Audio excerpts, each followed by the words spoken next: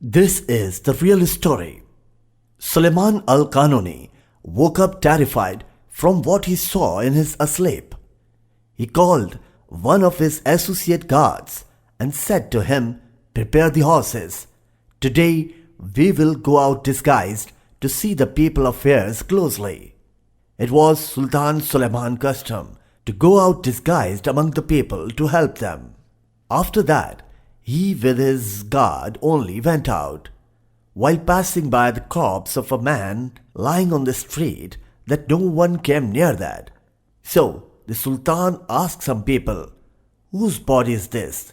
They said to him, "It is the corpse of a male fornicator, adulterer, and a drinker of a liquor, and he has no children or parents other than his wife, and no one from the people except to bury him."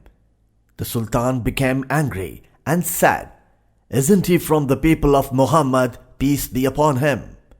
The Sultan carried the body of the man and went with it to his wife. She was crying severely, and she did not know that the one who is standing in front of her is the Sultan. The Sultan wondered and said to her, "Why you are weeping? Your husband was fornicator and drinker of liquor." She replied, "My husband was ascetic worshipper of God, and we did not have children, but had a wish to have children. And because of his love for offspring and children, he used to buy the liquor, bring it to the house, and pour it into the toilet and says, 'Praise be to God that I have alleviated some sins of the Muslims' youth.'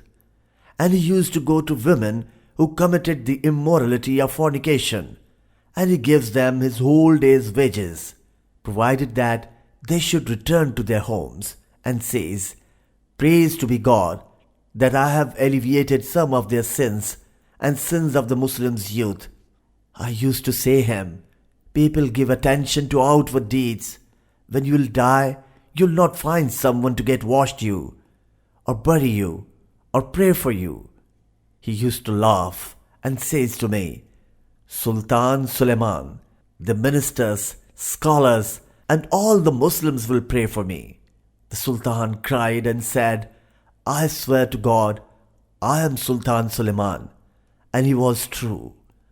'I swear to God, I will wash him and bury him by myself, and I will gather all the Muslims to pray for him.'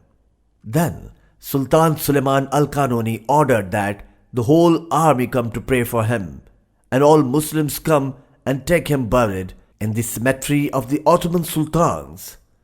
And in fact, they all came. It was the greatest funeral prayer in the history. So, do not judge people by their appearance, and make righteous deeds between you and God, that only God knows."